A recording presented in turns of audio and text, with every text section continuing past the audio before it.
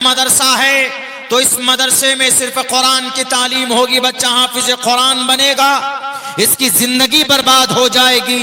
या 8,000 से 10,000 रुपए की तनख्वाह लेकर बैठ जाएगा, जिंदगी में ज्यादा तरक्की नहीं कर सकता।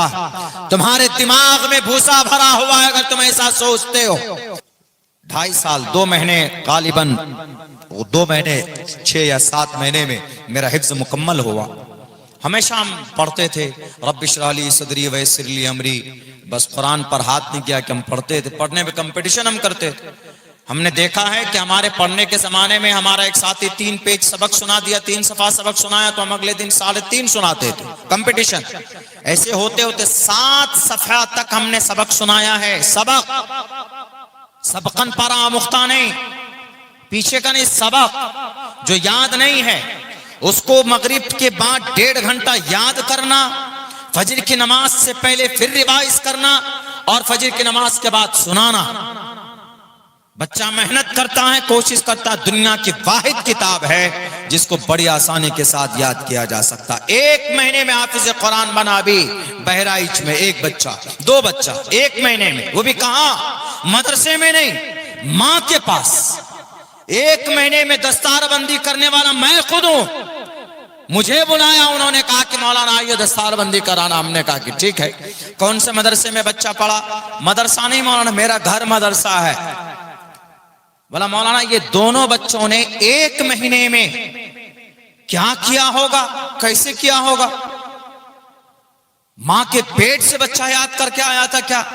बोला मौलाना पहले तो हमने बच्चे को नाजरा पढ़ाया, नाजरे के बाद में जिस दिन मैंने शुरू की कि चलो भाई तुम याद करना, यहां से यहां तक याद करना, वो बोलता है कि मौलाना कभी 1.25 पारा कभी 1.5 पारा बच्चा सबक सुना रहा था के लिए। 6 साल तक बैठकर चटाई पर रगड़ रगड़ कर पैरों में और घुटनों में बरम आ जाते हैं, तब जाकर कुरान और हदीस समझने की सलाहियत पैदा होती।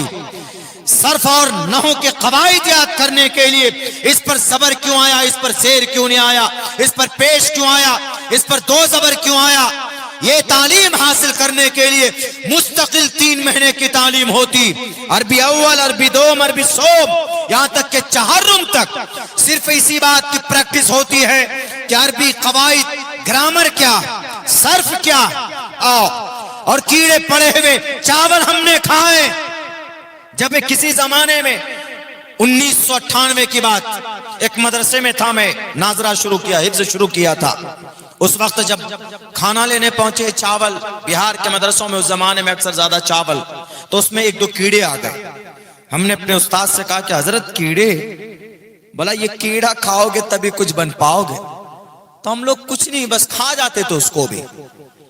और दाल तो इतनी पतली मिलती थी उत्तर प्रदेश के कई मदरसों में, सन 2002-3 की बात बता रहा हूं, अब तो शायद कुछ खाने की हालत सुधरी। दाल तो ऐसी कि अरबी अव्वल दोम में थे तो हम लोग बहुत जल्दी जुमले बना लिया करते थे कि भाई ये दाल तो ऐसी आदसुन अल्लज़ी यजूज़ु बिहिल वज़ू, ये दाल नहीं है, पानी है कि जिससे वजू भी कर ले तो वजू जायज हो जाए। तब भी हम लोग शान से खाते थे, वही खाते थे। दारुल देवबंद में आज भी नाश्ते का नज्म नहीं है। पता क्या खाते हैं बच्चे? अभी तो निजाम कुछ बच्चों ने बनाया होगा, हम लोगों ने उस वक्त जो तंदूरी रोटी मिलती, उसका हाशिया साइड में जो थोड़ी सी कच्ची होती है, मोटी होती है, उसको तोड़कर रख देते थे। तो अपने गेट के पास एक बोरी लटकाते थे, उसमें रखते थे, जिसको हाशिया बोलते थे हम लोग, उसको बेचते भी थे हम लोग। कभी कभी ऐसा होता था कुछ नहीं, घर से पैसा नहीं आ रहा है, तो उसी को निकाला, पानी में डाला, उसमें थोड़ा चीनी डालकर गर्म करके उसको खीर बनाकर खा जाते थे। यह है मदरसे की जिंदगी। को फांसी की सजा इसलिए दी गई कि उन्होंने ये मॉडर्न और साइंस के कुछ जुमले और कुछ नए इजादात किए थे, जिसकी वजह से उनको तख्तेदार पर लटका दिया गया। ये दुनिया वालों पर एहसान है, ये कुरान कुरान नहीं। इस कुरान के पढ़ने पढ़ाने वालों ने तो इस दुनिया को, दुनिया में जो जिन लोगों ने तरक्की की है उनको एक दिशा और एक रास्ता बताया। तिबियानन लिकुल्ली शै, आज कोशिश हो रही है,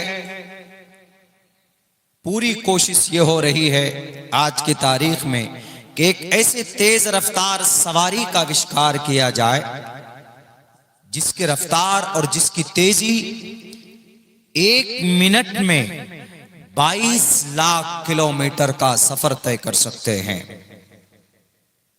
इस पर काम चल रहा है, कोशिशें हो रही, पलक झपकते आदमी कहीं से कहीं पहुंच जाएगा। अंग्रेज आपके कुरान और हदीस पर हमारे और आपसे कहीं ज्यादा डीपली रिसर्च करते। उन्होंने कहा कि ये कैसे पॉसिबल हो सकता है, कहा कि दिस इज वेरी इजी। हमारा और आपका आस्था और ईमान और यकीन कमजोर पड़ सकता है अल्लाह के नबी की जात पर और आप अलैहिस्सलाम के करा मौजज़े पर, लेकिन यहूदी और अंग्रेज वो ला शक और ला रैब मानते हैं उन बातों को। उन्होंने कहा कि जब नबी एक बुर्राक पर बैठकर चंद सेकंडों में करोड़ों किलोमीटर का फासला तय करके जमीन पर वापस आ सकता है, तो वो भी एक इंसान है और वो एक मादी बुर्राक, ऐसे नहीं कि हवा पर सवार हो गए, वो एक बुर्राक, एक मादी, एक गधे या खच्चर के शक्ल की कोई एनिमल, एक जानवर, उस पर बैठकर आपने सफर किया है। तो उन्होंने इससे यह अंदाजा लगाया कि जब मोहम्मदुर रसूलुल्लाह सल्लल्लाहु अलैहि वसल्लम ने ऐसा किया है तो ये पॉसिबल है कि दुनिया के अंदर ऐसी तेज रफ्तार सवारी बनाई जा सकती है, क्योंकि अल्लाह के नबी ने अब से 1450 साल पहले ऐसा किया, अल्लाह ने करवाया। इसी को बेस बनाकर वो करते हैं। एक तो ये वाक़ा और एक वाक़या ये है कि जब दज्जाल आएगा तो उसकी रफ्तार इतनी होगी कि जहां एक कदम मशरिक में और दूसरा कदम जहां तक उसकी निगाहें जाएंगी वहां तक, यानी इतनी तेज रफ्तार। तो इतनी तेज रफ्तारी से कैसे सफर करेगा वो? उनके पास क्या बुलेट ट्रेन या वंदे भारत की भी स्पीड कितनी है? ज्यादा से ज्यादा 1 घंटे में 125 किलोमीटर, हवाई जहाज 1 घंटे में 1200 किलोमीटर, रॉकेट ज्यादा ज्यादा 2500 किलोमीटर, या स्पेस स्टेशन 1 घंटे में ज्यादा से ज्यादा 5 लाख किलोमीटर का सफर इस तरह का है अभी। लेकिन उनसे भी कहीं ज्यादा तो ये दज्जाल के पास इतनी ताकत और इतनी तेज रफ्तार सवारी कहां से आएगी? तो कहा जाता है कि वो लेजर साइंस का इस्तेमाल करेगा। लेजर साइंस, अभी जदीद साइंस का जमाना है, वो लेजर साइंस का इस्तेमाल करेगा और जब उसका वक्त होगा तो वो लेजर साइंस का जमाना होगा। शॉर्टकट में समझिए लेजर साइंस क्या है। मिसाल के तौर पर आप गाड़ी चलाते हैं तो गाड़ी में जब तक आप एक्सीलेटर दबाएंगे तो गाड़ी आगे जो सिफत मकनातीसियत है किसमें, ये खला में, जब तक आप बढ़ेंगे नहीं तो आप आगे नहीं जा सकते। तो जब तक आप गाड़ी में एक्सीलेटर नहीं देंगे तो गाड़ी की रफ्तार नहीं बढ़ेगी। लेकिन जब उनका जमाना होगा तो ये सिफत मकनातीसियत खत्म हो जाएगी। सिर्फ जरा सा टच करते ही, किसी चीज को टच करेंगे, वो 1 सेकंड में कई किलोमीटर दूर चला जाएगा।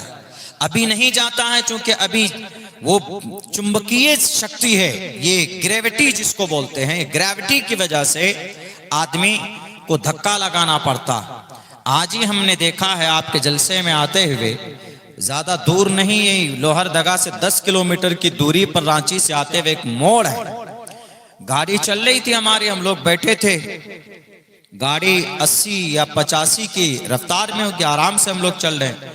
एक बाइक पर नौजवान बैठकर कम से कम उसकी रफ्तार 100 प्लस होगी। मोड़ पे मेरे दिल में आया 1 सेकंड के लिए मरेगा, इसलिए कि मोड़ है। हेलमेट भी सर पे नहीं था उसके, और 100 की रफ्तार में मोड़ पे कैसे वो कंट्रोल कर सकता है? मेरे सोचते ही फौरन चूंकि वहां रास्ता ऐसा था, तेजी के साथ वो घुसा है, वो इतने मोटे मोटे पेड़ हैं, मुझे नहीं लगता है कि वो बचा होगा, वो उसका उसी वक्त खात्मा हो गया होगा। जैसे ही वो टकराया है, गाड़ी भी कहीं दूर जाकर जंगल में गिरी है उसकी, और उसका भी पता नहीं है, ना आवाज आई और ना गाड़ी स्टार्ट थी, सब खत्म, वहीं पर खत्म हो गया होगा। अंधेरा था, हम लोग तो वहां से निकल गए, बैरिकेड पेट्रोलिंग पुलिस ने देख लिया होगा उसको। तो ये पूरी कोशिश और ताकत लगाते तब गाड़ी की रफ्तार बढ़ती। इतने रफ्तार में आप लोगों को गाड़ी नहीं चलाना है, इसलिए कि सिर्फ आपकी जान नहीं, आपके साथ आपकी पूरी फैमिली आपसे जुड़ी हुई है। आप अगर गार्जियन हैं तो आपके बच्चे हैं, माँ है, बाप है, पूरी फैमिली को पूरी जिंदगी के लिए परेशानी में आप धकेल कर चले जाते हैं। इस बात ये समझा रहा था। तो लेजर साइंस का जब जमाना आएगा तो ये ग्रेविटी खत्म हो जाएगी और जरा सा टच करते ही उस चीज की रफ्तार बढ़ जाएगी। आप अगर एक मर्तबा कोशिश करेंगे दौड़ने के लिए तो आप 1 सेकंड में कहीं दूर तक चले जाएंगे अगर अपने आप को ना रोकें। तो ये सारी चीज है। इन तमाम चीजों को देखकर अंग्रेजों ने कहा कि very easy to make and to produce. तो इस तरह की चीजें देखकर उन्होंने कहा कि बहुत आसान है तेज रफ्तार सवारी को वजूद में लाना। तो ये सारी चीजें कहां से आ रही? कुरान से और हदीस से आ रही कि नहीं आ रही? दज्जाल का, सफर का और उसके निकलने का और उसके फितने के बारे में कहां मेंशन है? रामायण महाभारत गीता में नहीं है, अहादीस मुबारका के अंदर है। और तो और बुर्राक के बारे में अल्लाह के नबी अलैहिस्सलाम सिदरतुल मुंतहा पहुंचे, अर्श मुअल्ला पहुंचे, उसका चर्चा कहां पर है? कुरान करीम के अंदर। सुब्हानल्लज़ी असरा बिअब्दिही लैलन मिनल मस्जिदिल हराम इलल मस्जिदिल अक़सा अल्लज़ी बारकना हौलहु लिनुरियहु बिअस्रा। सुब्हानल्लज़ी असरा बिअब्दिही लैलन मिनल मस्जिदिल हराम।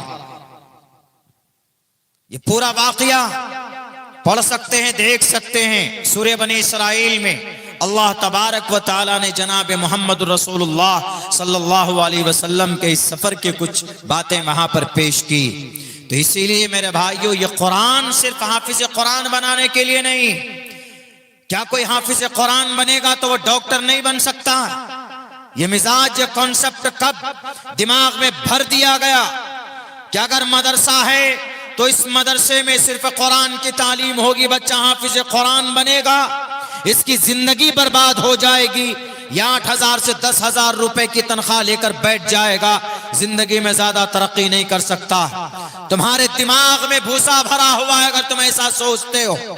इसीलिए कि तारीख गवाह है, जितने भी लोगों ने तारीखी कारनामे अंजाम दिए हैं उनका ताल्लुक किसी ना किसी मदरसे से था। वीनस प्लानेट को खोज कर दुनिया में उसको साबित करने वाला कौन? उसको साबित करने वाला इब्न हैसम मदरसे का तालिबे इल्म था। ऑक्सफोर्ड यूनिवर्सिटी में अल कानून किताब पढ़ाई जाती है।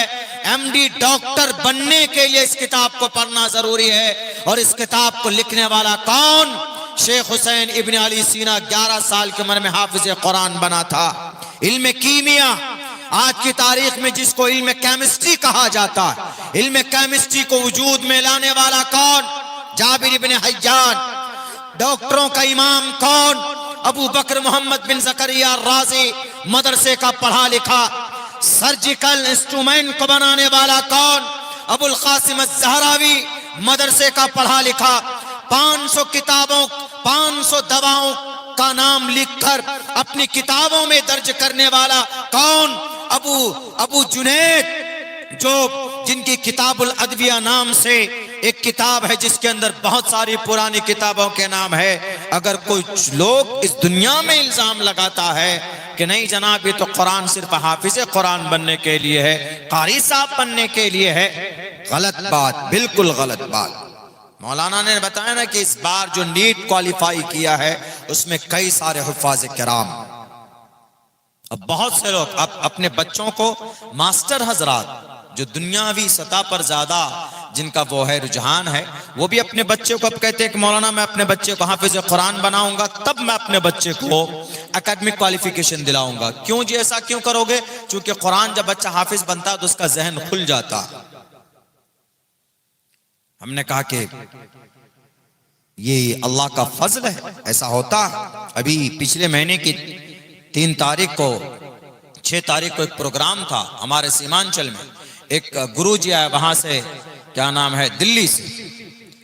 मेरा बयान उनके बाद था, उनका बयान पहले था। वो आए, माइक लिया, गीता उन्होंने श्रीमद् भगवत गीता खोली, गीता खोलकर मंत्र पढ़ने लगे। उसमें उन्होंने जो मानवता के मंत्र थे, जो शांति के मंत्र थे, अहिंसा सत्यम करोदस्तयागा शांति पैशुनम दया बुलेश्वलूप्तवम हीर चापला समगच्छादवम संवदत्वम संवो मनानसी जानताम, एक साथ रहो, एक साथ बोलो, एक साथ खाओ, इस तरह के मंत्र पढ़ते थे, देख के एक्सप्लेन करते थे हिंदी में।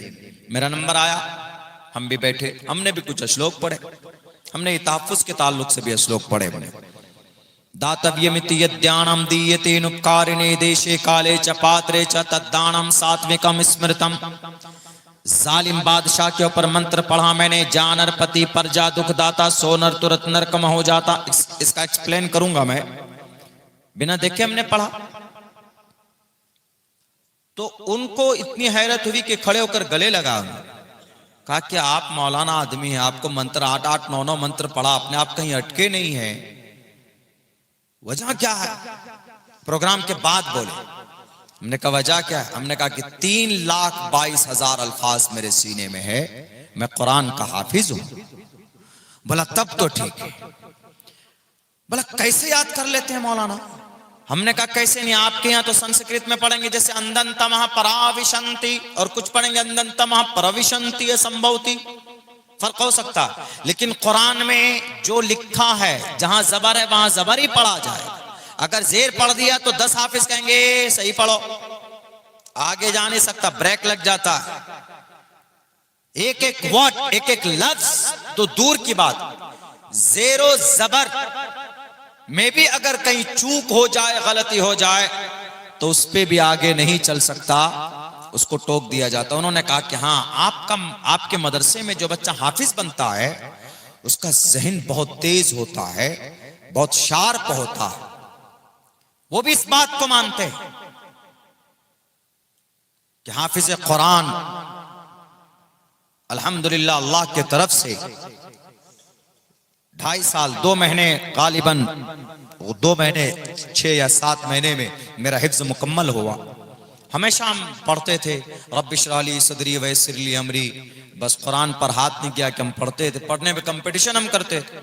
हमने देखा है कि हमारे पढ़ने के जमाने में हमारा एक साथी 3 पेज सबक सुना दिया, 3 सफा सबक सुनाया, तो हम अगले दिन 3.5 सुनाते थे। कंपटीशन ऐसे होते होते 7 सफा तक हमने सबक सुनाया है। सबकन पारा मुख्ता नहीं, पीछे का नहीं, सबक जो याद नहीं है उसको मगरिब के बाद 1.5 घंटा याद करना, फजर की नमाज से पहले फिर रिवाइज करना, और फजर की नमाज के बाद सुनाना। बच्चा मेहनत करता है, कोशिश करता है। दुनिया की वाहिद किताब है जिसको बड़ी आसानी के साथ याद किया जा सकता। 1 महीने में हाफिज कुरान बना भी बहराइच में 1 बच्चा, 2 बच्चा 1 महीने में, वो भी कहां, मदरसे में नहीं, मां के पास। 1 महीने में दस्तारबंदी करने वाला मैं खुद हूं। मुझे बुलाया, उन्होंने कहा कि मौलाना आइए दस्तारबंदी कराना। हमने कहा कि ठीक है। कौन से मदरसे में बच्चा पढ़ा? मदरसा नहीं मौलाना, मेरा घर मदरसा है।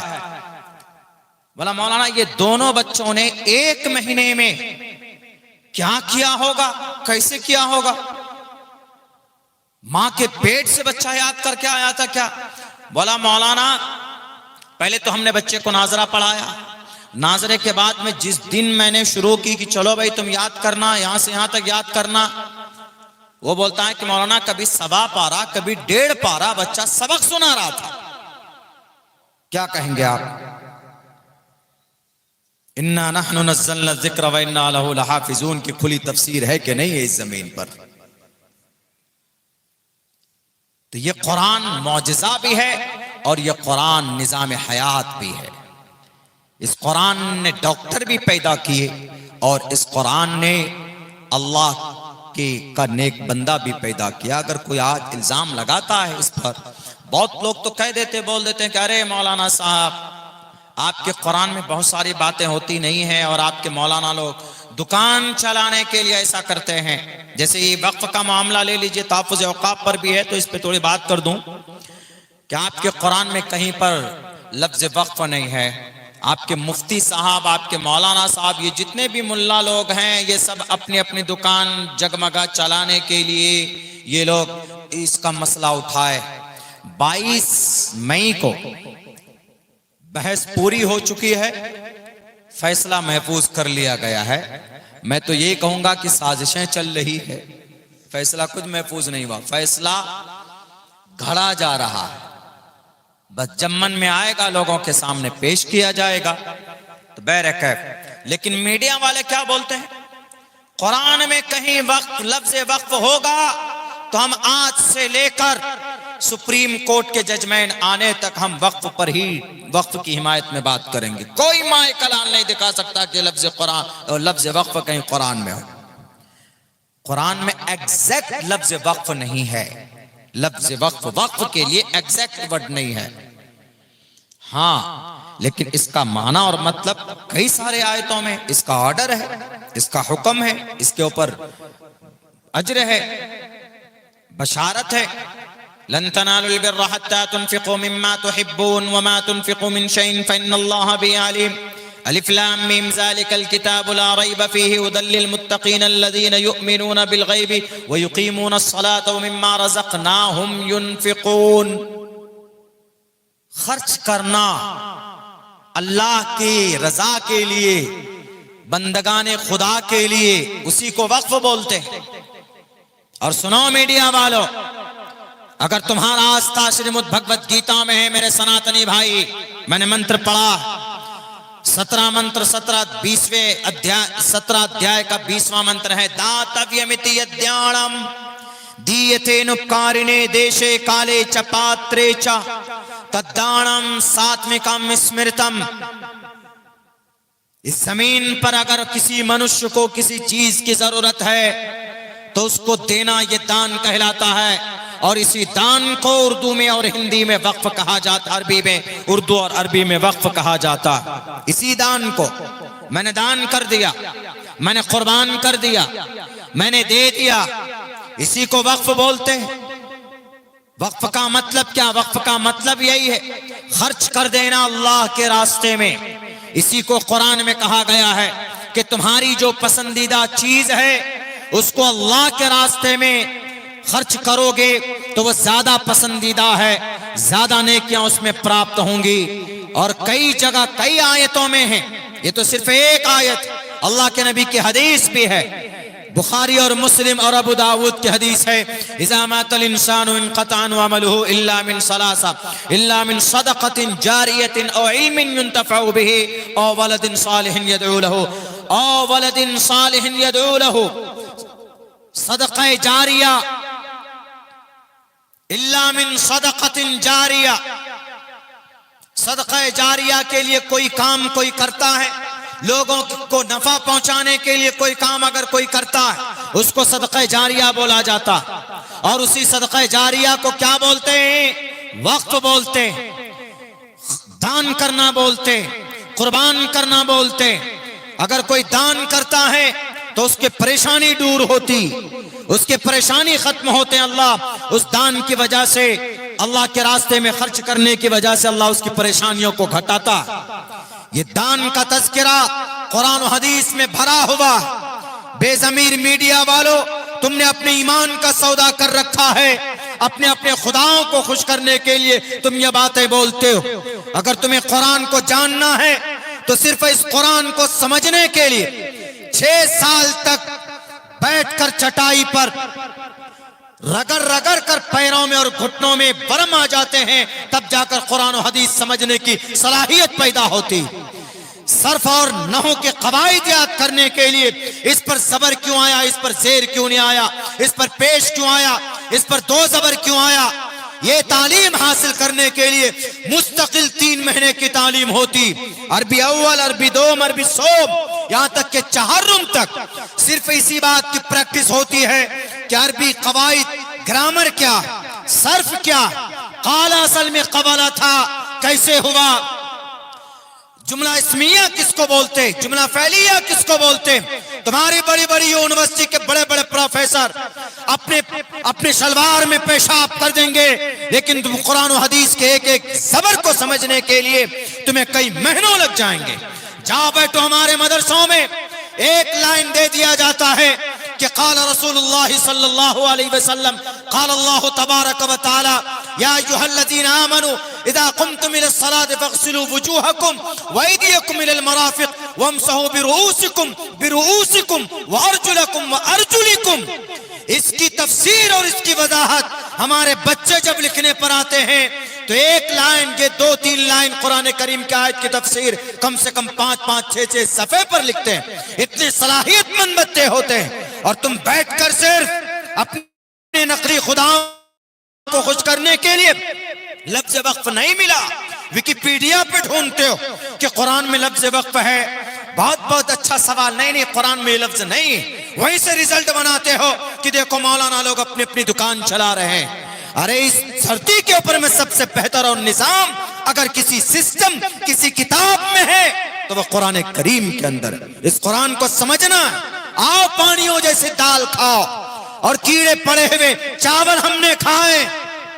जब किसी जमाने में 1998 की बात, एक मदरसे में था, मैं नाजरा शुरू किया, हिफ्ज शुरू किया था। उस वक्त जब खाना लेने पहुंचे चावल, बिहार के मदरसों में उस जमाने में अक्सर ज्यादा चावल, तो उसमें 1-2 कीड़े आ गए। हमने अपने उस्ताद से कहा कि हजरत कीड़े, बोला ये कीड़ा खाओगे तभी कुछ बन पाओगे। तो हम लोग कुछ नहीं, बस खा जाते थे उसको भी। और दाल तो इतनी पतली मिलती थी उत्तर प्रदेश के कई मदरसों में। सन 2002-3 की बात बता रहा हूं, अब तो शायद कुछ खाने की हालत सुधरी। दाल तो ऐसी कि अरबी अव्वल 2 में थे तो हम लोग बहुत जल्दी जुमले बना लिया करते थे कि भाई ये दाल तो ऐसी आदसुन अल्लज़ी यजूज़ु बिहिल वज़ू। ये दाल नहीं, ये पानी है कि जिससे वजू भी कर ले तो वजू जायज हो जाए। तब भी हम लोग शान से खाते थे, वही खाते थे। दारुल देवबंद में आज भी नाश्ते का नज्म नहीं है। पता क्या खाते हैं बच्चे? अभी तो निजाम कुछ बच्चों ने बनाया होगा। हम लोगों ने उस वक्त जो तंदूरी रोटी मिलती, उसका हाशिया साइड में जो थोड़ी सी कच्ची होती है, मोटी होती है, उसको तोड़कर रख देते थे। तो अपने गेट के पास एक बोरी लटकाते थे, उसमें रखते थे, जिसको हाशिया बोलते थे हम लोग। उसको बेचते भी थे हम लोग। कभी कभी ऐसा होता था कुछ नहीं, घर से पैसा नहीं आ रहा है, तो उसी को निकाला, पानी में डाला, उसमें थोड़ा चीनी डालकर गर्म करके उसको खीर बनाकर खा जाते थे। यह है मदरसे की जिंदगी। तब पता चलता है कि कुरान में लफ्ज वक्फ है कि नहीं। एयर कंडीशन रूम में बैठकर चिकन मटन खाकर 9 करोड़ रुपए का वो गड्डी लेकर, गांधी जी की तस्वीर लेकर जजमेंट देते कुरान में वक्फ नहीं है। इस जमीन पर सबसे पहला वक्फ करने वाला जनाब मोहम्मद रसूलुल्लाह सल्लल्लाहु अलैहि वसल्लम। तुम्हारे अब्बा ने किए 7 बागात वक्फ करने वाली शख्सियत मोहम्मद रसूलुल्लाह की। अगर कोई सवाल करे कि अल्लाह के नबी के पास तो इतनी प्रॉपर्टी नहीं थी, तो बता देना कि जंगे उहद के मौके पर एक यहूदी था जो मारा गया, वसीयत कर गया था अगर मैं मर जाऊं मैदान में तो मेरे 7 बागात मोहम्मद रसूलुल्लाह को तोहफे में देता हूं। मर गया। अल्लाह के नबी जब के सामने वसीयत लाई गई तो मोहम्मद रसूलुल्लाह उसके हिसाब से आप अलैहि सलाम उसके मालिक बन गए। हदिये में दिया उन्होंने, तो आपने फौरन अब कबूल किया। और उसी वक्त आप अलैहि सलाम ने कहा कि ये 7 बागात मैं अल्लाह के रास्ते में वक्फ करता हूं लोगों के लिए। दूसरे नंबर पर सबसे बड़ी जमीन वक्फ करने वाले अबू बकर सिद्दीक, हजरत उमर फारूक, खैबर की जमीन मिली थी, वक्फ कर दिया। तीसरे नंबर पर हजरत उस्मान थे जिन्होंने 35,000 दिरहम में बीर रूमा को खरीद करके लोगों के लिए वक्फ किया। और भी कई सहाबा किराम। तो वक्फ का सबूत कुरान में है। कुरान के साथ साथ मेरे हिंदू भाइयों आपके ग्रंथ गीता में भी दातव्यमित यद्यानम दीयते नुपकारिणे देशे काले च पात्रे च तद्दानम सात्विकम स्मृतम। एक एक लफ्ज का एक्सप्लेनेशन करूंगा तो वक्त ज्यादा लग जाएगा। इतना बताता हूं कि इसमें दान है। दान करो ईश्वर की कृपा पाओगे। और दान कैसे करना है? दान कुछ भी करना है। हिंदू भाइयों में दान कुछ भी करते हैं, कुछ भी दान करो, 1 रुपए दान करो भी, अगर समाज में कोई गरीब है, गरीब आदमी है, गरीब बच्ची है, शादी का बंदोबस्त नहीं हो रहा, आजकल ऐसा बहुत है, बहुत मामला होता है, बच्चियां जो भाग रही हैं, कोर्ट मैरिज करती हैं, उसकी एक बड़ी वजह यह भी है कि उनकी शादियां नहीं होती है टाइम पर, चूंकि उनके पास प्रॉपर्टी नहीं, उनके अब्बा के पास, गरीब है बेचारे तो भागती हैं। हमारी बहुत सारी मुस्लिम बच्चियां जो मुर्तद होती, वो भी गुर्बत की वजह से भी होती, को एजुकेशन सिस्टम में की वजह से तो होती है, मखलूत तालीम की वजह से, लेकिन गुर्बत की वजह से भी होती। अगर किसी जरूरतमंद को उनकी जरूरत के हिसाब से उनकी जरूरत पूरी कर दी आपने, जिस चीज से जरूरत पूरी की वो दान है। दातव्यमितियद्यानम दीयते नुपकारिणे, और ये दान करने के बाद जतलाना नहीं, दान करो। और ये बात कही गई मनुष्य को दान करो, यानी मेरे हिंदू भाइयों, अगर आपके पड़ोस में आपके करीब में कोई मुसलमान रहता है, गरीब है, तो आप उसको दान कीजिए। नेताजी के कहने पर उससे नफरत मत कीजिए, नहीं ये जिहादी है या आतंकवादी है, कलमा पढ़कर गोली चलाने वाले लोगों में से है। ये एक भ्रम फैलाया गया भारत के मुसलमानों के तई नफरत पैदा करने की, एक और नापाक साजिश की गई कश्मीर की वादी में, पहलगाम में। इसलिए कि कोई मुसलमान को इजाजत है, यहां उलामा बैठे, मुफ्ती साहब बैठे, पूछे कुरान करीम की कौन सी आयत है जिसमें बात कही गई है कि हिंदू को मारोगे, कत्ल करोगे तो जन्नत में तुमको हूरें मिलेंगी? कौन सी आयत में? 16-17 साल तक मदरसे में रहा हूं, हाफिज कुरान हो, कारी कुरान भी हो, अल्लाह के फजल से आज तक मैंने वह आयत तो पढ़ी नहीं, और किसी आयत में ये बात हूर की बात कही गई है तो हिंदू को मार कर हूर मिले, ये बात कहीं नहीं कही गई। अगर ऐसा कोई कहता है, करता तो इस्लाम को बदनाम करता। हूरें मिलेंगी उनकी नेकी की वजह से। किसी हिंदू को नाम पूछकर कलिमा पढ़कर कि कलिमा बताओ, बता दिया, छोड़ दिया, जिसने नहीं बताया गोली मार दी। तो इससे लोगों ने एकदम क्या माहौल पैदा किया, अरे देखो वो मारने वाले मुसलमान थे, क्या दलील है कि मुसलमान थे? मुसलमान हो ही नहीं सकता जो किसी मासूम इंसान का मर्डर करता है, वो पूरी दुनिया का मर्डरर और कातिल है। मेरे सनातनी भाई, अगर आपके कान में आवाज पहुंचती हो, मैं बहैसियत एक हाफिज कुरान, बहैसियत एक तालिबे इल्म, बहैसियत वारिसीन अंबिया में से एक वारिस होने के नाते मुझे ये कहने का अधिकार है, खुदा की कसम खाकर बोलता हूं, न कुरान में ये जायज है और न हदीस में कहीं पर यह आदेश है कि नाम पूछ कर किसी को, कोई हिंदू हो तो उसको गोली मार दो या उसके सर पर तलवार चला दो, कहीं पर इसकी इजाजत नहीं। इसकी मखालफत है। मन क़तल नफ्सन बिगैरि नफ्सिन औ फसादिन फिल अर्ज़ि फकअन्नमा क़तल अन्नास जमीआ, बिना बात के कोई किसी हिंदू को मारता है या किसी इंसान को मारता है, पूरी इंसानियत को मारता। अगर कोई बचाता है एक को, वमन अहयाहा फकअन्नमा अहया अन्नास जमीआ, अगर एक की जान बचाता है गोया पूरी मानवता की उसने जान बचा ली। यह है कुरान, यह है आयत, अल्लाह के नबी की हदीस है। अगर तुम्हारा पड़ोसी कोई गैर मुस्लिम है या क्रिश्चियन है, जैन है, बौद्ध है, तो उसको अपनी जुबान से, अपने हाथ से तकलीफ मत पहुंचाना। इसलिए अगर तुमने तकलीफ पहुंचा दी, सुनो, तो तुम जन्नत नहीं जा सकोगे। ला यदखुलुल जन्नत मन ला यअमनु जारहु बवाइक़हु, ये चीजें नहीं चलाएंगे ये मीडिया वाले। नहीं, पहलगाम में देखिए ना, वो AK-47 लेकर आया था और 22 घंटे पैदल चलकर जंगलों में वो उस घाटी में पहुंचा था और वहां गोलियां चलाई थी। वो सब के सब मुसलमान थे। जो किसी का मर्डर करे वो मुसलमान नहीं हो सकता, जो किसी की हत्या करे वो मुसलमान नहीं हो सकता।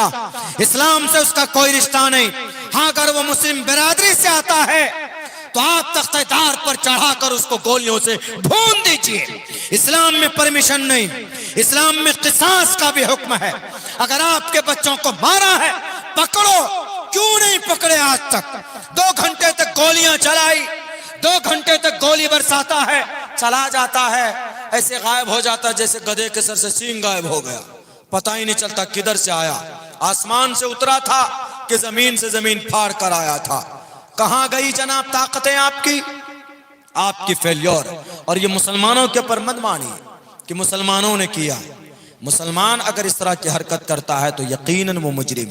पहले बात, जो मुसलमान होगा वो ऐसा नहीं करेगा। अगर कोई मुसलमान ऐसा करता है तो इस्लाम से उसका कोई रिश्ता नहीं, इस्लाम से उसका कोई वास्ता नहीं। कुरान में मना किया गया।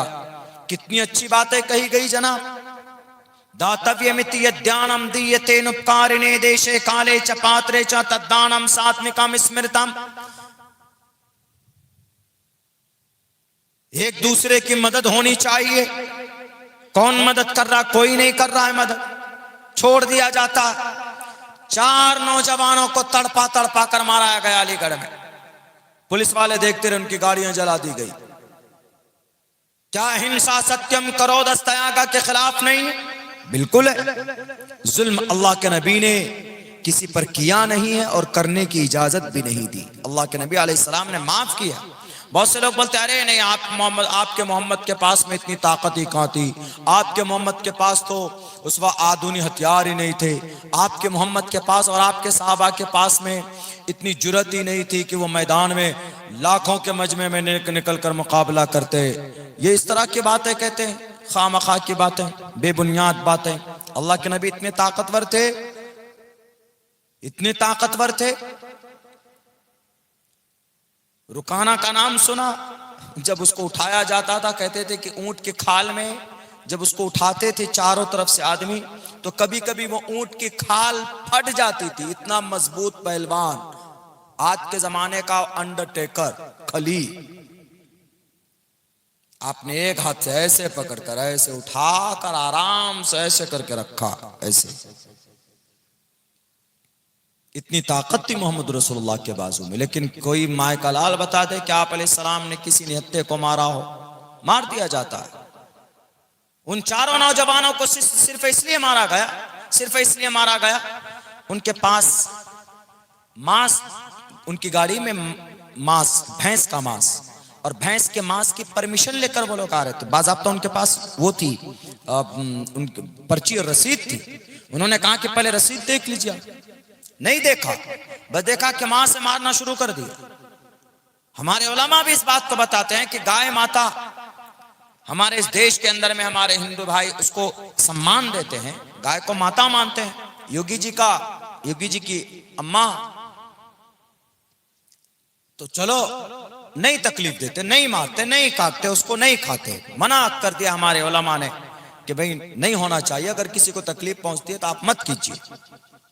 लेकिन 5000 करोड़ रुपए का एक्सपोर्ट और इंपोर्ट मांस का कौन करते? इस देश के अंदर में हिंदू नेता करते। वही पर्ची बना कर देते। बेचारा मुस्लिम को मारा जाता, नंगा करके उन नौजवानों को मारा गया, नंगा करके। कहां नफरत कहां तक फैला दी गई। 4 रोज पहले मैं था खलीलाबाद स्टेशन के लिए आ रहा था, रात को तकरीबन 3:30 बजे। पुलिस वाला आया, आने के बाद हमारी गाड़ी रुकी तो मेरा बैग है, मेरे बैग में बस सिर्फ एक शेरवानी, यही एक जोड़ी कपड़े, टैब और बाकी एक आध किताब है, बाकी और कुछ नहीं। पानी की बोतल, एक शीशी अतर की शीशी रहती। अतर की शीशी को इसमें क्या है? हमने कहा सर देख लीजिए। पहले बात तो वो खुद से सब कुछ वो देखने लगे, चेक करने लगे सब कुछ, ये सीट उधर सीट। मैंने कहा सर ऐसा है, आप नहीं चेक कर सकते, आप बोलिए हम करते, हमारा ड्राइवर कराएगा। बोला क्यों नहीं कर सकते? हमने कहा कि आपको अलाउ नहीं। भड़क गए, अलाउ नहीं है, संदिग्ध लोगों की हम जांच करते। हमने कहा कि हम संदिग्ध लग रहे हैं आपको, ठीक है, हम दिखा रहे हैं ना आपको, हमें आपकी नीयत पर भी हमें शक हो सकता है। आप कुछ डाल दिए तो 4 ग्राम खून कम हो गया उसका, गुस्से में एकदम लाल पीला। आप उसी कैटेगरी में आते हो आप लोग वो कॉपरेट नहीं करते हैं, ये है वैसा है। हमने कहा कि सर कॉपरेट ही कर रहे हैं, आप बोलिए जो जो हम वो चीज दिखाएंगे। गुस्से में आकर बोला सब कुछ दिखाई एक तरफ से। हमने कहा सब कुछ देखिए, पूरा बैग हम निकाल कर रख दिया। हमने कहा देखिए सर क्या है इसमें, सब कुछ देखिए एक तरफ से, टैब देखिए, टैब में क्या है हमने दिखाते। टैब खोल करके हमने जो पीडीएफ में शुरू में गीता मनुस्मृति आ जाता, हमने वो क्लिक करके हमने कहा ये भी देख लीजिए। बहरकैफ कम से कम 10 से 15 मिनट लग गए, हमने समेट कर रखा। तो सामने एक और गाड़ी आई, उसके अंदर में और बहुत सारे सामान। हमने कहा कि सर आपने उसको तो चेक ही नहीं किया। बोला हमने कर लिया पहले। हमने कहा अभी आया है वो, हमने कहा अभी आया है वो। तो उसके बाद फिर हमारे साथ जो ड्राइवर था, जो लोग साथ थे, बोला मौलाना छोड़िए, आप तो जानते हैं यहाँ की पुलिस के बारे में। कान में आहिस्ता आहिस्ता बोला। हमने कहा कि sir prohibition of discrimination on grounds of religion, article number 15, धर्म देखकर, टोपी और दाढ़ी देखकर अगर आप ऐसा काम करेंगे ये देश कभी तरक्की नहीं करेगा। मैंने कही ये बात 3 दिन पहले की बात, रात को 3:30 बजे 3-4 आदमी थे, टोपी दाढ़ी वाले थे। उन्होंने कहा वैसे कैटेगरी में आ तो यानी वही जो आतंकवाद है, जो दहशतगर्द है। आतंकवाद दहशतगर्द मुसलमान नहीं होता, ताकत का मिसयूज मुसलमान कभी नहीं करता।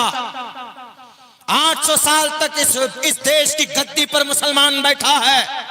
800 साल तक इस देश की जीडीपी को 24% तक पहुंचाने वाला मुस्लिम इंपेरर, मुस्लिम बादशाह आलमगीर रहमतुल्लाह अलैह, इस देश में 45 लाख करोड़ रुपए लूटकर ले जाने वाला अंग्रेज, 45 लाख करोड़ रुपए की संपत्ति बनाने वाला मुस्लिम इंपेरर जिसका नाम आलमगीर रहमतुल्लाह अलैह, इस देश में बैठा गद्दी में। कोई माए का लाल बता दे कि धर्म पूछ कर कि तू हिंदू है तो कलमा पढ़, नहीं तो तेरा यहीं पर जनाजा निकाल देंगे। कोई तारीख की किसी किताब में बात लिखी हुई नहीं है, कोई माए का लाल पेश नहीं कर सकता। 800 साल तक हुकूमत रही, एक भी हिंदुओं का खून का खतरा इस देश के अंदर नहीं बहाया गया। जंग के मैदान में बहा होगा वो अलग बात है, लेकिन आज आप 2 मर्तबा से कुर्सी में बैठे, खून की नदियां बह रही। कहीं पर एक हाफिज साहब थे मधुबनी डिस्ट्रिक्ट के, बिहार के, अभी 4 रोज पहले बेचारा हाफिज कुरान था, किसी मदरसे में, बोर्ड के मदरसे में हाफिज पोस्ट में था, साइकिल से आना जाना करता था। उनके पास अपना मकान भी नहीं था, किराए के मकान में रहता था।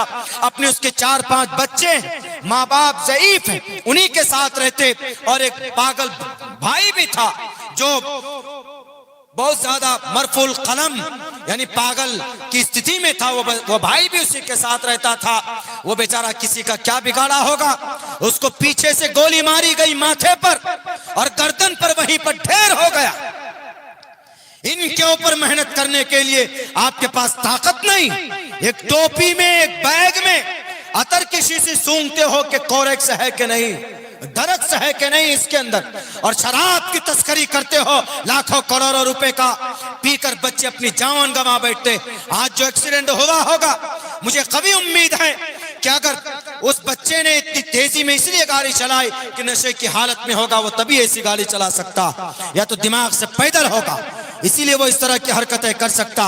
इसके ऊपर कोई बंदिश नहीं, बस हिंदू मुसलमान कराओ। वक्फ के ऊपर मुसलमान क्यों आ रहे मैदान में? वक्फ हमारी जमीनी हक है, अल्लाह के नबी की सुन्नत है। आर्टिकल नंबर 26 का पैगाम है, to manage religious affairs, freedom to manage religious affairs. इस धरती के ऊपर हम चंदा देकर मदरसा चलाएं या चंदा देकर लोगों की मदद करें, इस पे हमको फंडामेंटल राइट और ये हमारा अधिकार। ये सिर्फ कुरान और हदीस की बात नहीं है, ये भारत के धार्मिक, हमारी भारत के संविधान की हिफाजत की भी बात है। इसीलिए अल्लाह से दुआ कीजिए कि अल्लाह शायद इस महीने की 6 तारीख को गालिबन बात चल रही है कि सुप्रीम कोर्ट वहां से कोई जजमेंट दे, कोई फैसला हतमी सुनाए। अल्लाह से ये दुआ कीजिए कि अल्लाह तबारक व तआला हमारे इस धरती की प्रॉपर्टी को हमारे लिए बचाए, महफूज रखे। वरना मेरे भाइयों, इतना खतरनाक कानून ये बना है, जो हमारे उलमा मैदान में हैं, हमारे तंजीम के जो लोग मैदान में, वो सिर्फ इस वजह से है कि वक्फ बाय यूजर को खत्म कर दिया गया। वक्फ बाय यूजर क्या है, मुख्तसरन समझाता हूं। नेट में, यूट्यूब में, सोशल मीडिया पे हम लोग सुनते रहते हैं, लेकिन अगर किसी की बात समझ में नहीं आई है तो मुझे उम्मीद है कि वो समझ जाएंगे। जैसे मिसाल के तौर पर आपकी ये मस्जिद है, 50 साल से है। 50 साल पहले किसी आदमी ने इसको वक्फ कर दी कि मस्जिद में नमाज पढ़ने के लिए, तो नमाज पढ़ना यूज हो रही, यूजर इसमें फाइल है, इस्तेमाल होने वाली, इस्तेमाल होने के लिए। तो मस्जिद की जमीन वक्फ की, अल्लाह के रास्ते में वक्फ की कर दी, पेपर नहीं बनाया उन्होंने, और यहां तक के वक्फ बोर्ड में भी पेपर नहीं बना, वक्फ बोर्ड ने भी पेपर नहीं बना, लेकिन वो जमीन तो वक्फ है। वक्फ बोर्ड में रजिस्टर्ड हो या ना हो, जमीन तो वक्फ है अल्लाह के लिए। अब डीएम साहब आएंगे, अब जो कानून बना है, अरे ये तुम्हारी मस्जिद है, कितने साल से? जी 50 साल से। नमाज पढ़ रहे 50 साल से? हाँ। ये जमीन के पेपर है? जी नहीं है। क्यों? 50 साल पहले किसी अल्लाह के बंदे ने जमीन अल्लाह के नाम पर वक्फ की थी।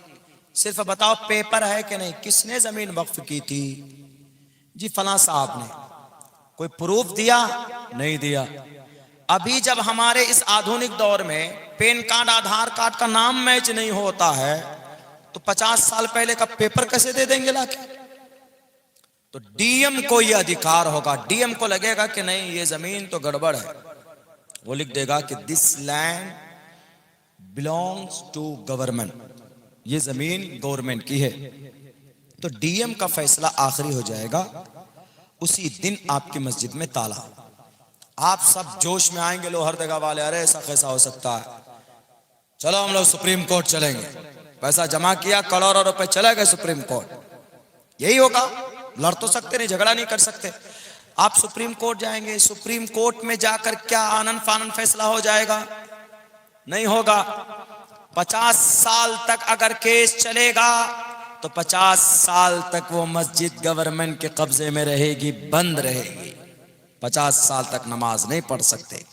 वक्फ बाय यूजर को जो खत्म किया है, खत्म करने से यही बड़ा नुकसान हो सकता। कम से कम 70-75% मदरसे, मकातिब, मदारिस, मराकिस, खानका, मज़ारात सब जद में आए। 9.5 लाख एकड़ जमीन में से कम 7 से 8 लाख जमीनें खत्म हो जाएंगी। इसीलिए हमारे लोग मैदान में कि नहीं ये वक्फ की, इसका विरोध हम लोग कर रहे हैं। लेकिन मेरे भाइयों, अब अमली मैदान, अमल के मैदान में आना है।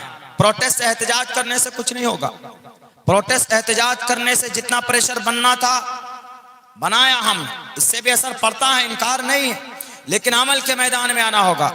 अभी केस कौन लड़ रहा आपका सुप्रीम कोर्ट में? कपिल सिब्बल। और कौन है दूसरा वकील? राजीव धवन। और कौन है? कोई सिंह साहब है। एक भी मुसलमान वकील नहीं है सुप्रीम कोर्ट में आपके वक्फ की प्रॉपर्टी को लड़ने के लिए। जैसा कि मौलाना ने कहा कि अगर सीजर हो, बच्चे की पैदाइश है, नॉर्मल डिलीवरी नहीं होगी, सीजर के जरिए से होगी, तो कोई लेडीज डॉक्टर नहीं है हमारे पास, सब जेंट्स, मुस्लिमों के नॉन मुस्लिम, लेडीज डॉक्टर नहीं है। क्या इस्लाम ने मना किया? नहीं मना किया। क्या इस्लाम ने कहा कि तुम वकील नहीं बन सकते? क्या इस्लाम ने कहा कि तुम जज नहीं बन सकते? अरे अदालत का जो बेहतरीन निजाम इस्लाम में है, आज तक किसी दुनिया के किसी कानून में नहीं। अदालत का जो सबसे बेहतर निजाम, अगर कोई किसी की बेटी की इज्जत लूटता है, सजाए मौत दी जाए। लेकिन अगर कोई मंत्री का बेटा है, फोन आता है तो जज साहब का फैसला भी बदल जाता। लेकिन कुरान कहता है कि नहीं, अस्सानियतु वस्सानी फजलिदू कुल्ल वाहिदिन मिनहुमा मियत जल्दा वला ताखुजुकुम बिहिमा राफतुन फी दीनिल्लाह। आसमान से भी कोई फैसला आ जाता है उतर कर, इस वक्त में कोई ताकतवर आ जाए और ये कहे कि नहीं नहीं मेरा बेटा जानी तो है लेकिन बदल पैसे ले लो, करोड़ों रुपए ले लो, तुम छोड़ दो। वला ताखुजुकुम बिहिमा राफतुन फी दीनिल्लाह। शरीयत के मामले में कोई नरमी नहीं बरती जाए। वल्यशद अज़ाबहुमा ताइफतुम मिनल मोमिनीन, लोगों के बीच में उसको सजा दी जाएगी, कोड़े बरसाए जाएंगे। शादीशुदा है तो कमर तक धंसाकर उसकी हत्या कर दी जाएगी, उसको मार दिया जाएगा। सबके लिए बराबर है। ऐसा नहीं है कि कोई मंत्री का बेटा हो, एमएलए के बेटा हो, मिनिस्टर का बेटा होगा तो उसके लिए अलग कानून। इस्लाम इसीलिए जाना जाता, इस्लाम के अंदर अदालत है, इस्लाम के अंदर मसावात है, इस्लाम के अंदर बराबरी। कोई भी मामला हो, इबादत हो, मामलात हो, आपने देखा है अजान होती है तो अगर कोई मंत्री जी मुसलमान है तो मंत्री जी इमाम साहब के पीछे खड़ा होगा, और कोई कल्लू मियां है 300-400 रुपए कमाने वाला है तो पीछे खड़ा होगा। ये निजाम नहीं चलेगा, नहीं चलता इस्लाम में। जो जब जहां पर आएगा जगह मिलेगी उसको वहीं पर खड़े होकर नमाज पढ़ना, यह है मसावात। वरना हमारे हिंदू भाइयों, आप में तो भेदभाव। आप जाते हो महाकुंभ के मेले में, एक वीवीआईपी लाइन लगी हुई होती है जिसके अंदर भगदड़ होता तो आदमी मर जाते हैं। आपके यहाँ मंदिर में लोग जाता, 500 रुपए वाले अलग, 100 रुपए वाले अलग, 50 रुपए वाले अलग, भगवान अलग अलग। 50 वाला भगवान कम पावर का, 100 वाला भगवान क्या उससे ज्यादा पावर का, 500 वाला क्या पावरफुल है, सुपरमैन है? नहीं, भगवान एक ही है। इंद्र मित्रम वरा वरुण मग्नि माही रतो देवस्य सुपर्णो गरुत्मानम एकम सद्विप्रा बुधा वदंती। परमात्मा एक है, एको देवा सर्वभूतेषु गोड़ा। यहाँ तो भगवान को बांट दिया जा रहा है आपके बीच में। ये छोटा भगवान है, ये छोटा काम करेगा, ये बड़ा भगवान है, बड़ा काम करेगा। भगवान एक होता, जैसे मुसलमानों का अकीदा है कि अल्लाह एक है, अल्लाह की ताकत बट नहीं सकती। अल्लाह का नाम अगर कोई अमीर लेगा, कोई गरीब लेगा, तो उसी एक अल्लाह उससे मुराद होगा। ऐसा नहीं कि रहमान कोई छोटा अल्लाह है, रहीम कोई छोटा अल्लाह है, और अल कहार अल गफ्फार कोई अलग अलग अल्लाह है। ऐसा नहीं, अल्लाह अहद, अल्लाह एक है, बांट दिया गया। उसकी वजह यही है कि आपके बीच में धार्मिक ग्रंथों की पढ़ाई और उसका एनालिसिस कम कर दिया गया। पढ़िए खुदारा, मुसलमानों और हिंदुओं, इन सब से मैं यही अपील करता हूं हमेशा से कि जब तक हम लोग पढ़ेंगे नहीं, जब तक हम लोग तालीम को आम नहीं करेंगे, तो मजहबी तालीम को भी आम करने की जरूरत है। जितने स्कूल हैं हमारे हिंदू भाइयों, सनातनी भाइयों, वहां पर आप अपने ग्रंथों को पढ़ाओगे, और कभी कभी कुरान करीम की आयतें भी आप पढ़ाइए। हमारे मेरे स्कूल में मैंने 2 टीचर अभी फिलहाल तो मेरे हिंदू है जो 6 साल से पढ़ा रहे हैं। वो आते हैं, पढ़ाते हैं अपने सब्जेक्ट को। हमको कुछ अगर वो होती है हिंदू धर्म के बारे में तो हम उनसे पूछते हैं, वो बताता है, और उनको हमारे इस्लाम के बारे में ये होता है तो हम उनको बताते हैं। तभी जाकर गलत फहमी दूर होगी। वो नहीं, मीडिया वाला तो लड़ाकर मारकर फेंक देंगे आपको। ऋग्वेद में एक मंत्र है जो बहुत अच्छा पैगाम देता है, समगच्छादवम संवदत्वम समवो मनानसी जानताम। एक साथ सोचो, एक साथ बोलो। जैसे अभी देश में हमला हुआ तो सब एक साथ आ गए, अपोजिशन क्या, रूलिंग पार्टी क्या, हिंदू क्या, मुसलमान क्या, सब एक प्लेटफॉर्म पर आ गए और खड़े होकर सबने उस हमले की मजम्मत की। वो अलग बात है कि किसने वह हमला कराया, कुछ न कुछ दिनों के बाद तो लोगों के सामने आ ही जाएगा। अभी तो ये कहा जाएगा कि पड़ोसी, कहा जा रहा है कि पड़ोसी मुल्क ने किया। बहरकत हमला हुआ तो सब एक सतह पर आए। तो ऋग्वेद का ये पैगाम है कि जब कहीं पर मिलो तो एक साथ बात करो, यानी कोई किसी के मखालफत में बात ना करे। समगच्छादवम संवदत्वम समवो मनानसी जानताम। एक साथ सोचो, एक साथ बोलो, इससे यूनिटी बढ़ेगी, इससे इत्तेहाद पैदा होगा हिंदू और मुसलमानों के बीच। लेकिन एक बात यहाँ पर रुक कर ये कहना चाहता हूँ, हिंदू मुसलमानों का इत्तेहाद तो जरूरी है ही, लेकिन मुसलमानों हमें भी मुत्तहिद रहने की सख्त जरूरत है। हम मुसलमान भी तो बटे हुए। आज जो भारत के अंदर 30-35 करोड़ मुसलमान हैं, इतनी कमजोर स्थिति में क्यों है? उसकी सबसे बड़ी वजह यही है, एक बड़ी वजह, सबसे बड़ी वजह तो नहीं बोलूंगा, बल्कि एक बड़ी वजह यह है कि भारत का मुसलमान भी बटा हुआ, मिली सतह पर एक प्लेटफॉर्म पर नहीं आएंगे।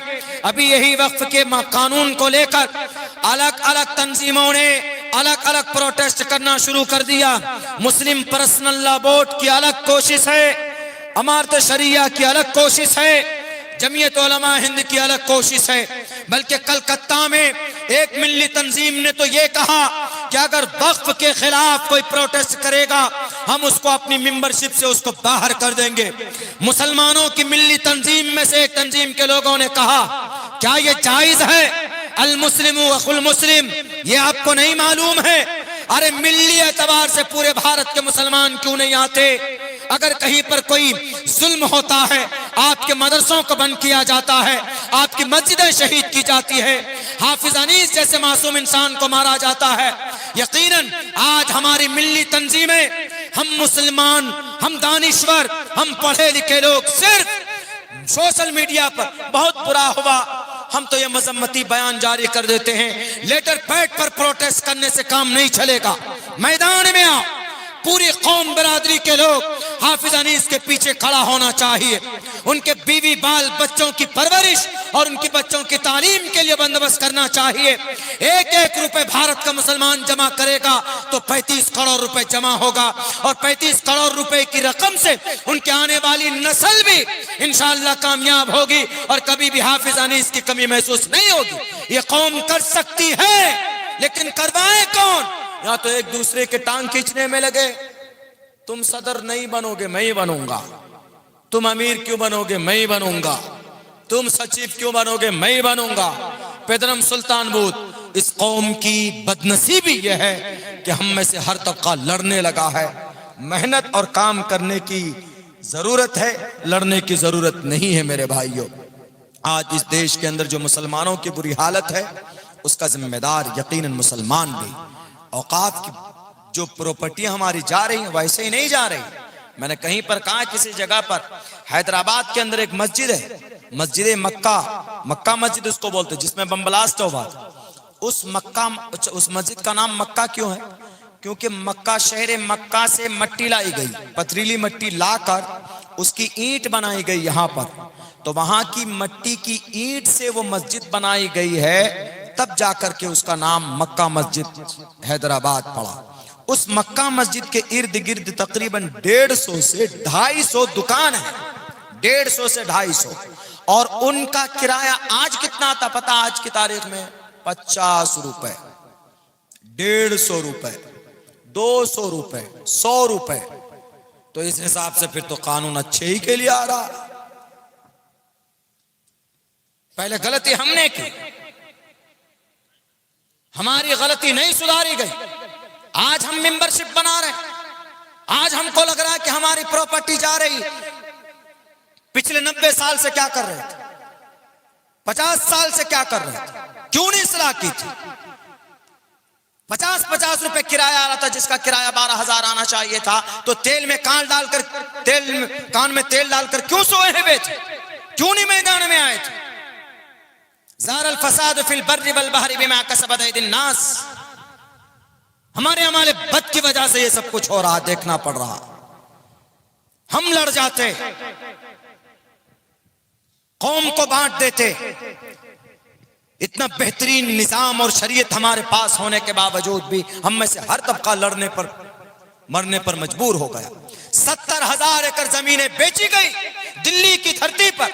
70,000 एकड़ जमीन, कौन सी जमीन? हमारी वक्फ की जमीन बेची गई। इसीलिए तौबा करो, तौबा करोगे, इस्तिग़फ़ार करोगे, अल्लाह से दुआ मांगोगे, तब जाकर सुप्रीम कोर्ट से सही फैसले आएंगे आपके लिए।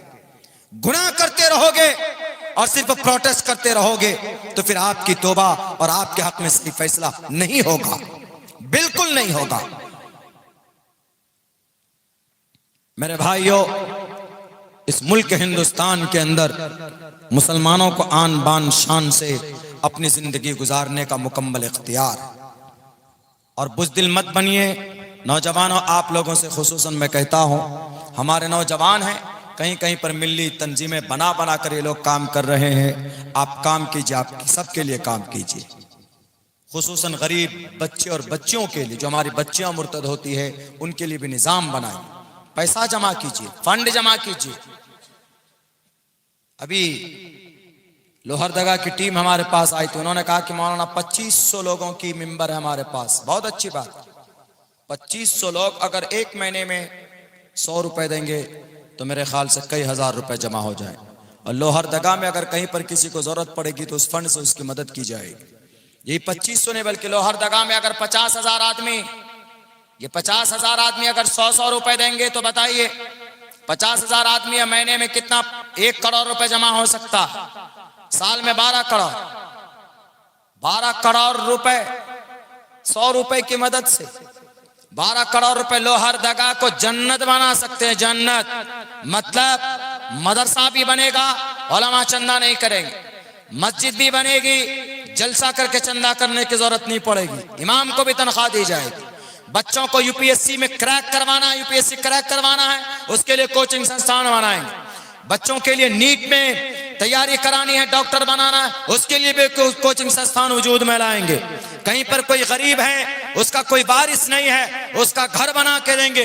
ऐसा निजाम पहले था कि नहीं था मुसलमानों? था। आज तो मसलक में ये कौम बट गई, आज तो चिकन और मटन खाने में ये कौम बट गई। नौजवान पीने में मस्त, नौजवान वो जनाब आईपीएल पीपीएल में पैसा लगाने में मस्त। 50 रुपए लगा देंगे ये, लेकिन एक मदरसे में रसीद 50 रुपए की कटाने में इनकी नानी मर जाती है। एक नौजवान बताइए एक रात में 5-5 टीम बनाता है कि नहीं बनाता? मैं दिखा दूंगा। आप किसी महफिल में कम से कम 50 नौजवान ऐसे हैं जिनके मोबाइल के अंदर में 911 circle app download, dream 11 download है उनके मोबाइल में, और डाउनलोड हो और 50 रुपए ना लगाए वो 3 करोड़ रुपए पाने के लिए। इस मिल्लत की तकदीर बदल सकती है अगर हमारे नौजवान आ जाए मैदान में कि नहीं काम करना होगा। हर घर जाइए, 100 रुपए फंड दीजिए। कहां पर? बैतुल माल में। बैतुल माल कौन चला रहा? जितने भी हमारे सरपरस्त बुजुर्ग लोग हैं वो सबको बनाइए सरपरस्त, सबको बनाइए। ये काम करने वाले कर रहे हैं, ये काम यहूदी कर रहा है। यहूदी के पास पैसे कहां से आए? जिब्राइल अमीन ने दिया लाकर? नहीं, 1.5 करोड़ यहूदी है इस धरती पर, उन्होंने चंदा जमा किया। चंदा 1.5 करोड़ यहूदी महीने में खाते नहीं है, चंदा जमा करते। पाउंड्स 300 पाउंड से एक यहूदी देता। 1.5 करोड़ यहूदी, बताइए पूरी दुनिया की जमीन को खरीद सकता यहूदी।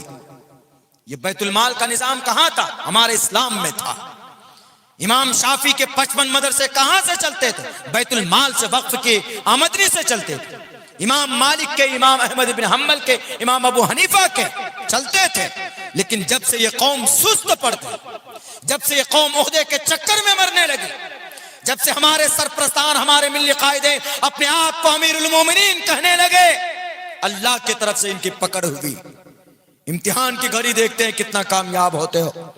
इसीलिए मेरे भाइयों, मेरे नौजवानों, मेरे मुसलमानों, ये वक्त है तब्दीली का, ये वक्त है तब्दीली का। काम कीजिए, आगे बढ़िए, इंशाअल्लाह तबारक व तआला देश और दुनिया का भला होगा। इंशाअल्लाह रिफाही काम करेंगे, नमाज पाबंदी से पढ़ेंगे, तालीम के मैदान में काम करेंगे। भाई बहुत देर तो नहीं बोल सकता, 1 बजने के बाद हमारा भी 1 बज जाता। मेरी आवाज भी चूंकि बैठी हुई है, बात चाहे 1 घंटे की हो या 1 मिनट की हो, अगर उस पर अमल की जाए तो वही महफिल कामयाब है। इसीलिए जो बातें कही गई है, मेरे सनातनी भाई को भी अगर आवाज पहुंची हो तो मेरे सनातन धर्मी भाइयों, खुदारा इस्लाम के ताल्लुक से गलतफहमी ना पालें कि इस्लाम में जो पहलगाम में हुआ उसकी परमिशन है। बिल्कुल परमिशन नहीं है, इजाजत नहीं है। और जो मुसलमान वक्फ के लिए लड़ रहे हैं, इसके ताल्लुक से आपके ग्रंथों में मौजूद, और जो जालिमाना कानून बना रहे हैं मिस्टर मोदी जी, मिस्टर मोदी के लिए 3 मंत्र मैं हमेशा पढ़ता हूं, ये 1.5-2 महीने से पढ़ता हूं। मिस्टर मोदी जी को कहता हूं, राजा तू धर्मस्य तू स्यात पर जाना मचोपकारक। आप राजा हो, राजा है, सबसे बड़ा राजा वही है देश का। बाकी ये मंत्र सब पर फिट आ सकता है, घर का जो गार्जियन है उस पर भी फिट आता है। ये पंडित केवलानंद जोशी ने लिखा, राजा तु धर्मस्य तु स्यात पर जाना मचोपकारक। हकीकी राजा वही है जो ऐसा कानून नहीं बनाता जिससे आवाम परेशान हो। कितना अच्छा पैगाम है। आगे देखिए क्या कहता है। तो हकीकी राजा कौन है? तो हकीकी राजा वो है राज्यम धर्मेण यो, यहाँ जो धर्म है लफ्ज धर्म है या इंसाफ के लिए, राज्यम धर्मेण यो भारतास राज्यानाथ यज्ञ स्मृता, हकीकी राजा वो है जो ऐसा कानून बनाए जिस पर चलना स्मृता सबके लिए आसान हो, सबके लिए मुनाफा बख्श हो। आप मुसलमानों के लिए अलग कानून, हिंदू के लिए अलग कानून बना रहे हैं, तो ये तो कानून बराबर नहीं है। अगर आपके किसी कानून से भारत के मुसलमानों को या माइनॉरिटी को तकलीफ पहुंचती है तो मिस्टर मोदी जी, मनुस्मृति आपसे क्या कहती सुनिए। मनुस्मृति में लिखा है, जा नरपति प्रजा दुख दाता, सो नर तुरत नरक महू जाता। जो राजा, बस ये मंत्र का एक्सप्लेन करके अपनी बात खत्म करता हूं। जा नरपति प्रजा दुख दाता, सो नर तुरत नरक महू जाता। जो राजा, जो बादशाह किसी पर जुल्म करता है, किसी के लिए कानून ऐसा बनाता है कि उसकी जिंदगी तंग हो जाए, परेशान हो जाए, तो वो राजा मरने के बाद फौरन जहन्नम में जाएगा, नरक में जाएगा। मिस्टर मोदी जी, अगर आपने ये सिर्फ मुसलमानों के लिए बनाया है कानून, और बनाया है आपने, क्यों? 32 वक्फ बोर्ड हैं भारत में, किसी वक्फ बोर्ड के लिए कानून नहीं आया, मुस्लिम वक्फ बोर्ड के लिए कानून आया। तो इस मंत्र के मिस्ताक हैं क्या? जा नरपति प्रजा दुख दाता, सो नर तुरत नरक महू जाता। मैं नहीं कह रहा हूं, अब्दुल्ला सालिम की बातों की बुरा मानने की जरूरत नहीं। मनुस्मृति ये बात कहती है कि जो राजा किसी धर्म को देखकर या खानदान को देखकर या मजहब को देखकर कानून बनाता है और वो उसको कष्ट पहुंचाता है, तो ये राजा मरेगा, मरने के बाद फौरन नरक में जाएगा। साफ साफ लफ्जों में लिखा होगा। इसीलिए जो राजा होता उसकी जिम्मेदारी बढ़ जाती। आप राजा हैं, आपकी बड़ी जिम्मेदारी है, आप एक तरफा कानून मत बनाइए, इस देश को एक साथ लेकर चलिए। अल्लाह से दुआ करता हूं, अल्लाह हम तमाम मुसलमानों को अपने अंदर इस्लाह की हिम्मत दे, तौफीक दे, और खुसूसन हमारे नौजवानों को और हमारे उलमा जो मेहनत कर रहे हैं उनकी मेहनत और कद्दो काविश को बेइंतहा कबूल फरमाए। बहुत बहुत शुक्रिया, जज़ाकल्लाह। सलाम अलैकुम रहमतुल्लाहि व बरकातहू। दुआ करा दो, दरूद शरीफ पढ़ो। अल्लाहुम्मा सल्लि अला मुहम्मद व अला आलि मुहम्मद कमा सल्लैता अला इब्राहीम व अला आलि इब्राहीम इन्नका हमीदुम मजीद। अल्लाहुम्मा बारिक अला मुहम्मद व अला आलि मुहम्मद कमा बारकता अला इब्राहीम व अला आलि इब्राहीम इन्नका हमीदुम मजीद। रब्बना आतिना फिद दुनिया हसनतम व फिल आखिरति हसनतम व क़िना अज़ाबन नार। रब्बना ज़लमना अनफुसना व इल्लम तग़फिर लना व तरहमना लनकूनन्न मिनल ख़ासिरीन। ला इलाहा इल्ला अंत सुब्हानका इन्नी कुन्तु मिनज़ ज़ालिमीन। अल्लाहुम्मा इन्ना नजअलुका फ़ी नुहूरिहिम व नऊज़ु बिका मिन शुरूरिहिम। ए अल्लाह, सग़ीरा कबीरा गुनाहों को माफ़ फरमा, तमाम लग़ज़िशों को, कोताहियों को दरगुज़र फरमा।